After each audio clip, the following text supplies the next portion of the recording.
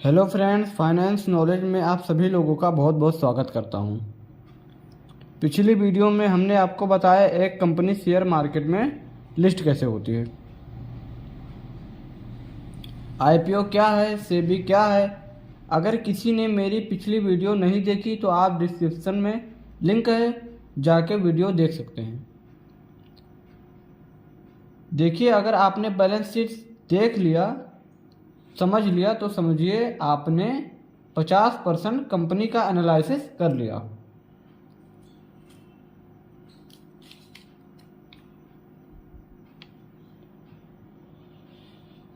अब चलिए आगे देखते हैं।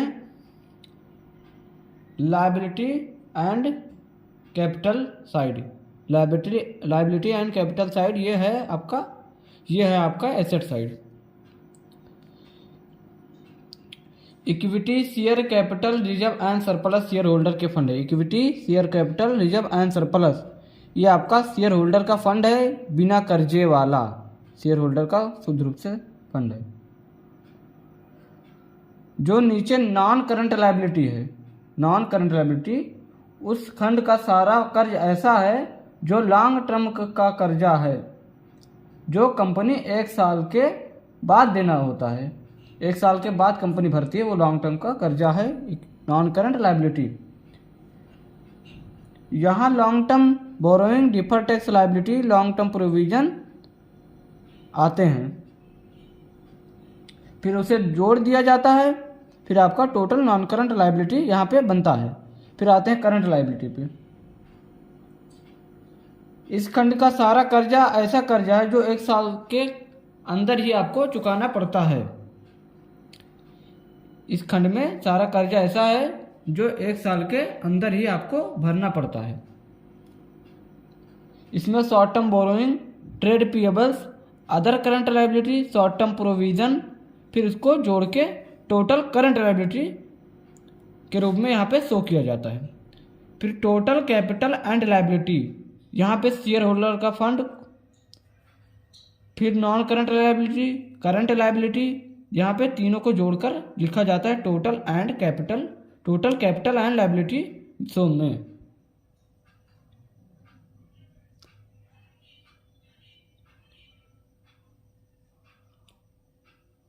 फिर देखते हैं एसेट।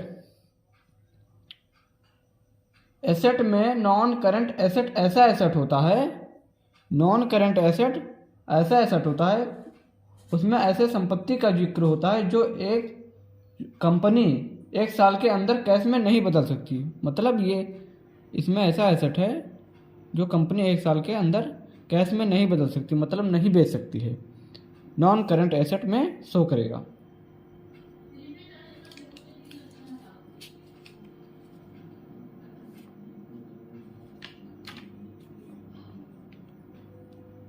चलिए डिटेल में आपको बताते हैं एक एक वर्ड का मतलब क्या होता है।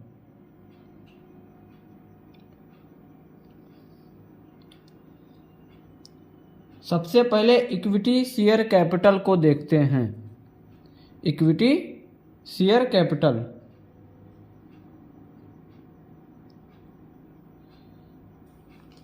इसमें वो फंड आता है जब कंपनी फाउंड हुई तो उसका पैसा जो बिना कर्जे वाला हो, और कंपनी को ग्रो करने के लिए कंपनी जो अपने कंपनी का हिस्सा बेचती है फिर इसको इन्वेस्ट करती है, वो यहाँ पे शो किया जाता है।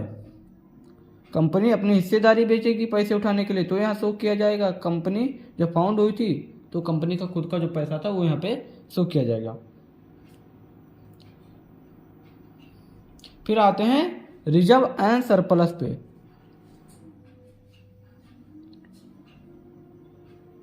इसमें कंपनी जो इस कंपनी से प्रॉफिट करती है, कंपनी जो इसी बिजनेस से प्रॉफिट करती है, उसमें अगर शेयर होल्डर को डिविडेंड देती है, उसको घटाने के बाद जो पैसा कंपनी को ग्रो करने के लिए री इन्वेस्ट करती है, वो यहाँ पे शो किया जाता है रिजर्व एंड सरप्लस में। फिर इसे जोड़ दिया जाता है टोटल शेयर होल्डर फंड में। इक्विटी शेयर कैपिटल और रिजर्व एंड सरप्लस को जोड़ दिया जाता है टोटल शेयर होल्डर फंड में।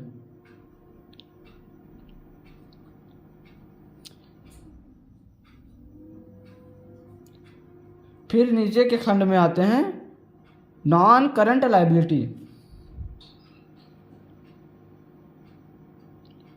नॉन करंट लायबिलिटी का मतलब होता है वह कर्जा जो 1 साल से ज़्यादा समय के लिए हो। वह कर्जा जो 1 साल से ज़्यादा समय के लिए हो नॉन करंट लायबिलिटी में शो किया जाएगा। तो पहले देखते हैं लॉन्ग टर्म बोरोइंग। जो कर्जा लंबे समय के लिए हो मतलब जो 4 से 5 सालों के लिए होता है वो लॉन्ग टर्म बोरोइंग में शो किया जाता है, जैसे बैंक से जब कंपनी पैसे उठाती है। डिफर्ड टैक्स लायबिलिटी, वह पैसा जिसे कंपनी ने पास्ट में नहीं पे किया है फ्यूचर में पे करेगी, डिफर्ड टैक्स लायबिलिटी में शो किया जाएगा। जैसे मान लीजिए किसी कंपनी का टैक्स किसी कारणवश कम रहता है, कंपनी को लगता है जो टैक्स इस साल कम दिया है उसे अगले साल देना पड़ेगा। मान लीजिए कंपनी हर साल 100 करोड़ रुपये टैक्स देती है, पर उस साल मतलब इस साल जो 50 करोड़ का टैक्स कम दिया है वो 50 करोड़ रुपये अगले साल देना पड़ेगा, मतलब अगले साल 150 करोड़ रुपये देना पड़ेगा। तो 50 करोड़ रुपये का जो कम टैक्स दिया है वो डिफर्ड टैक्स लायबिलिटी में शो किया जाएगा। लॉन्ग टर्म प्रोविजन,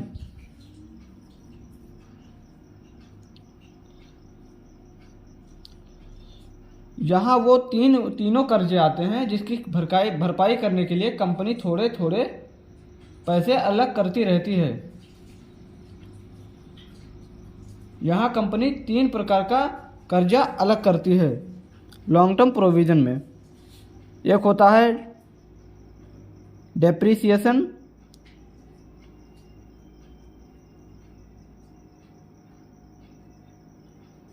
एक होता है टैक्सेशन,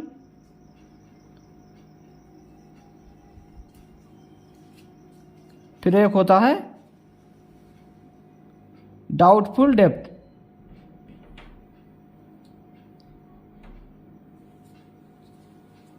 डाउटफुल डेब्ट,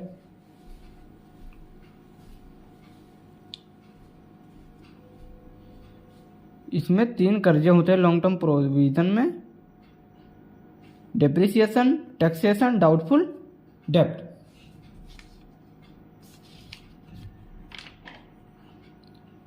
अब जानते हैं ये आखिर तीनों है क्या।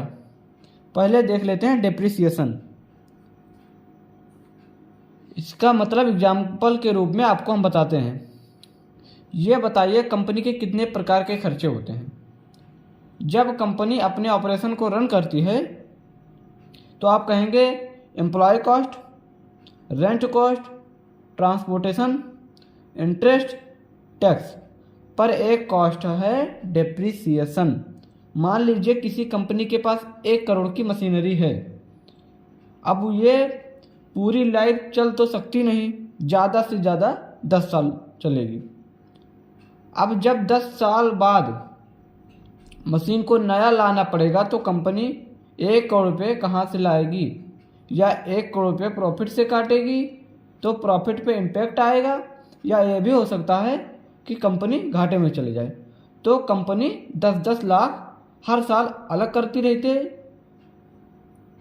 जिससे डेप्रिसिएशन कॉस्ट कहते हैं, जो company profit and loss statement में शो करती है। अब पैसा कंपनी का है नहीं, कंपनी की मशीनरी का वैल्यू घट रहा है जो कि फ्यूचर में उसे नया मशीन लाना है, तो यह कंपनी के ऊपर कर्ज ही रहेगा। इसको निकालने का फॉर्मूला देख लेते हैं। पहले लिखेंगे टोटल डेप्रिसिएशन एसेट्स वैल्यू, फिर इसको डिवाइड कर देंगे year of useful life. Total depreciation assets value divide by year of useful life, आपका डेप्रिसिएशन पर ईयर निकल के आ जाएगा। अब आते हैं टैक्सेशन में। यदि कंपनी को डाउट हो रहा है कि फ्यूचर में टैक्स ज़्यादा देना पड़ सकता है या सरकार टैक्स को बढ़ा सकती है, लेकिन हम एक ही साल में प्रोडक्ट का दाम नहीं बढ़ा सकते, तो वो थोड़े थोड़े पैसे अलग करती रहेगी। अब आते हैं डाउटफुल डेब्ट।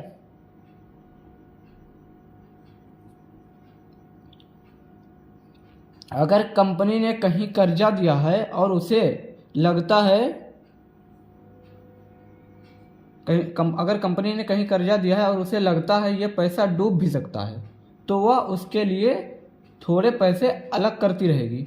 जैसे मान लीजिए 10 करोड़ का जो कर्जा दिया है कंपनी ने, उसको उस पर कंपनी को शक है और उसे लगता है कि 5 साल तक ये पैसा 10 करोड़ रुपया डूब सकता है, तो हर साल 2-2 करोड़ रुपए अलग करती रहेगी।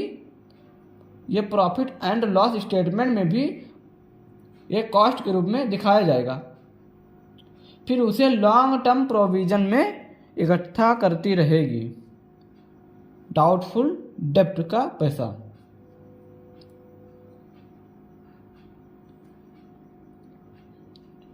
अब देखते हैं other current liability, other long term liability.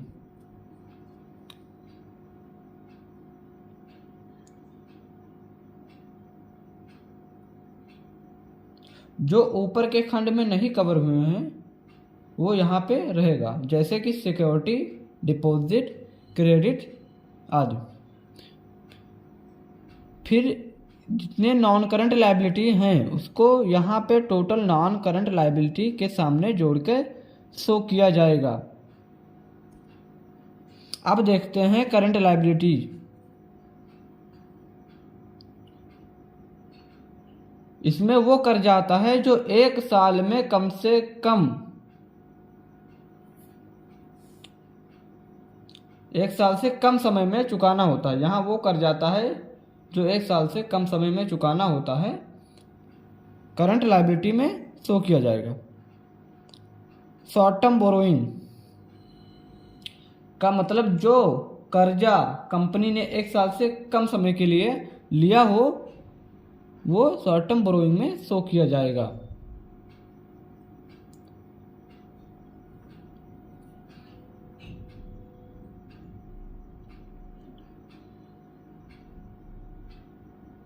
फिर आते हैं ट्रेड पेएबल्स। ट्रेड पेएबल्स का मतलब होता है जब कंपनी अपने ऑपरेशन को रन करती है तो रॉ मटेरियल मंगवाती है, उसके पैसे 1-2 महीने बाद देती है, उसका कर्जा यहाँ पे शो किया जाएगा। कंपनी जब मटेरियल मंगवाती है तो उसके पैसे 1 महीने, 2 महीने, 30 दिन, 40 दिन बाद देती है, जो उसके पैसे यहाँ पे शो किया जाएगा, उसका जो कर्जे का पैसा रहेगा। फिर आते हैं अदर करंट लायबिलिटी में। अदर करंट लायबिलिटी इसका मतलब है जो ऊपर के खंड में नहीं कवर हुए हैं वो यहाँ पे शो करना होगा, जैसे अनक्लाइमेट, अनपेड डिविडेंड का पैसा जो शेयर होल्डर को देना होता है, डिविडेंड का पैसा, बैंक ओवरड्राफ्ट आदि। ये अदर करंट लायबिलिटी में शो किया जाएगा। शॉर्ट टर्म प्रोविजन, ये जो ऊपर के खंड में बताया है लॉन्ग टर्म प्रोविजन में वही है ये, बस ये 1 साल से कम समय के लिए रहता है। ये हमने जो बताया long term provision, depreciation, taxation, doubtful डेब्ट, 3 प्रकार के होते हैं कॉस्ट, वही ये भी है, बस ये 1 साल से कम समय के लिए है। फिर इसको टोटल नॉन करंट लायबिलिटी में जितने करंट लायबिलिटी हैं 1 साल से अंदर भरने वाले कर्जे, वो यहाँ पे जोड़ के शो किया जाएगा। फिर इसमें आता है आगे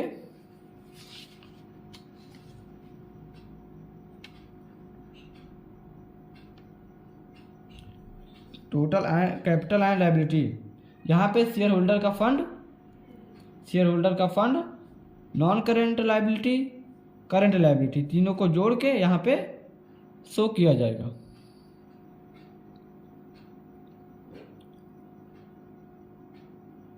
अब आते हैं एसेट्स पर।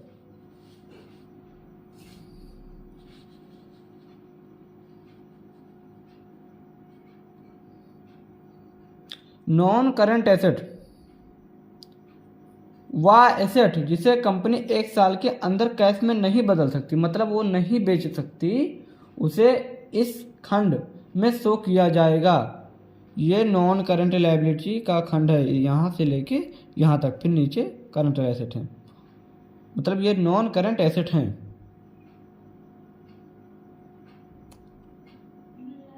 अब देखते हैं टेंजिबल एसेट्स। वह एसेट जिसे हम देख सकते हैं, छू सकते हैं, वो टेंजिबल एसेट्स हैं, जैसे लैंड, बिल्डिंग, मशीनरी आदि, ये टेंजिबल एसेट्स हैं। फिर आते हैं इंटेंजिबल एसेट्स पे। वह एसेट्स जिसे हम देख सकते हैं पर छू नहीं सकते, जैसे कंप्यूटर, सॉफ्टवेयर, पेटेंट, गुडविल आदि, ये सब आपके इंटेंजिबल में शो किया जाएगा। कैपिटल वर्क प्रोग्रेस,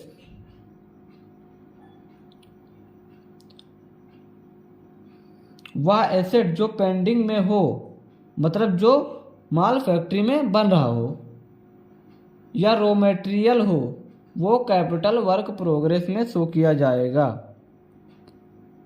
या रॉ मटेरियल हो या तो जो सामान पेंडिंग में हो, फैक्ट्री पे बन रहा हो, वो कैपिटल वर्क प्रोग्रेस में शो किया जाएगा।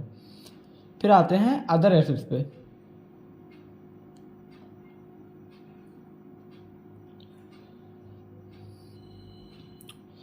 इसके अलावा जो कंपनी की अचल संपत्ति है, ये इन तीनों के अलावा कंपनी के पास जो अचल संपत्ति है वो यहाँ पे शो किया जाएगा।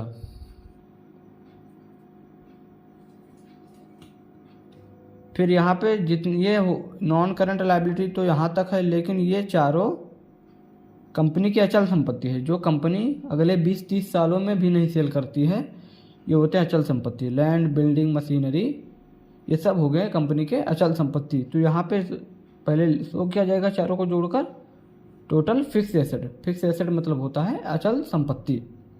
फिर आते हैं नॉन करंट इन्वेस्टमेंट। जब कंपनी लंबे समय के लिए कहीं पे पैसा इन्वेस्ट करती है तो वो यहाँ पे शो करती है। जैसे कोई कंपनी किसी कंपनी का कुछ शेयर खरीद लेते हैं, वहाँ पे इन्वेस्टमेंट कर देती है, तो यहाँ पे शो किया जाएगा।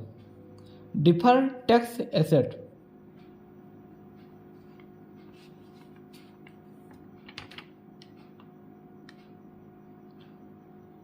जो टैक्स भविष्य में देना था पर कंपनी ने एडवांस में दे दिया है, तो उसे डिफर्ड टैक्स एसेट में शो किया जाएगा। फिर long term loan and advances, ये देखते हैं। कंपनी अपने एम्प्लॉय वेंडर ग्रुप को लॉन्ग टर्म के लिए दिया हुआ लोन या एडवांसेस, यहाँ पे कंपनी शो करेगी long term loan and advances में। फिर देखते हैं अदर नॉन करंट एसेट्स। वे सारे एसेट जो ऊपर के खंड में नहीं कवर हुए हैं वो यहाँ पे शो करेगी कंपनी, जैसे फिक्स डिपॉजिट, इंटरेस्ट, प्रीपेड आदि। अब आते हैं टोटल नॉन करंट एसेट पर। यहाँ से लेके कंपनी का अचल संपत्ति, ये non current asset, deferred tax assets, long term loan and advances, ये सारे जोड़ के यहाँ पे शो किया जाएगा नॉन करंट एसेट्स। फिर आते हैं करंट एसेट पे। यहाँ पे वो सारे एसेट्स हैं जो एक साल के अंदर कंपनी कैश के रूप में बदल सकती है। मतलब 1 साल के तक कंपनी वो बेच सकती है, फिर कैश के रूप में वो उसको बदल सकती है कंपनी। पहले देख लेते हैं करंट इन्वेस्टमेंट।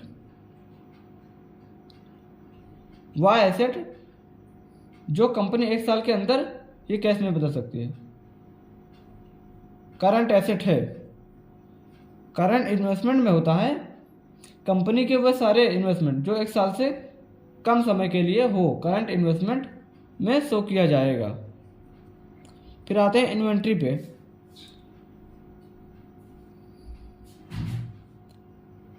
पहले कंपनी रॉ मटेरियल लाती है, फिर उसे वर्किंग प्रोग्रेस में रहती है, मतलब कि प्रोडक्ट फैक्ट्री में बन रहा होता है, फिर उसे जब बन के तैयार हो जाता है उसे इन्वेंट्री कहते हैं। वो यहाँ पे शो किया जाएगा। जो कंपनी जो माल बन के तैयार हो जाता है, कंपनी सेल करती है मार्केट में, उसी को इन्वेंट्री कहते हैं, वो यहाँ पे शो किया जाएगा। फिर आते हैं ट्रेड रिसीवेबल्स। कंपनी ने जो सेल किया है उसके पैसे अभी नहीं मिले हैं। कंपनी ने जो जो माल प्रोडक्ट सेल किया है उसके पैसे अभी नहीं मिले हैं, बाद में मिलेगा, वो कंपनी यहाँ पे शो करेगी ट्रेड रिसीवेबल्स में। फिर आते हैं short term loan and advances.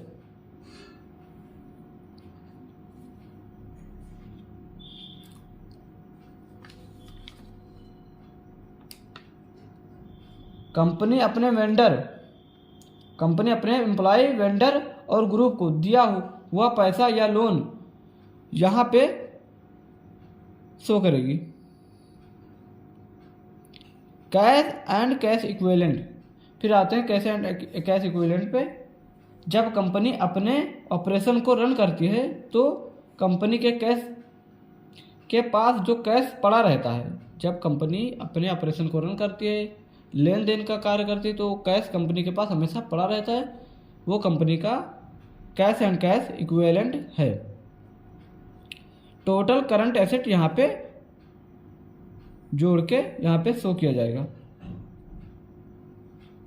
Total current asset यहाँ पे लिखना भूल गया। टोटल करंट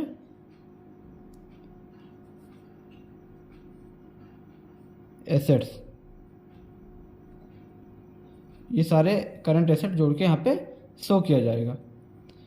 फिर यहाँ total asset, non current asset, current asset, सभी को जोड़ के यहाँ पे टोटल एसेट में शो किया जाएगा। तो इस तरह दोनों ये बराबर रहेगा। यहाँ से ये जो कंपनी के पास एसेट है, ये सारे एसेट हैं, इसके लिए कंपनी पैसा लाई कहाँ से, ये कैपिटल एंड लायबिलिटी में शो करना होता है, इसीलिए दोनों बराबर रहते हैं। तो दोस्तों अब वीडियो की एंड करते हैं। अगले वीडियो में हम आपको बताएंगे प्रॉफिट एंड लॉस स्टेटमेंट के बारे में। वीडियो मिस मत करना। अगर आपको मेरा वीडियो पसंद आया तो लाइक करें, अपने दोस्तों के पास शेयर करें और मेरे चैनल को सब्सक्राइब करें। तब तक के लिए बाय बाय।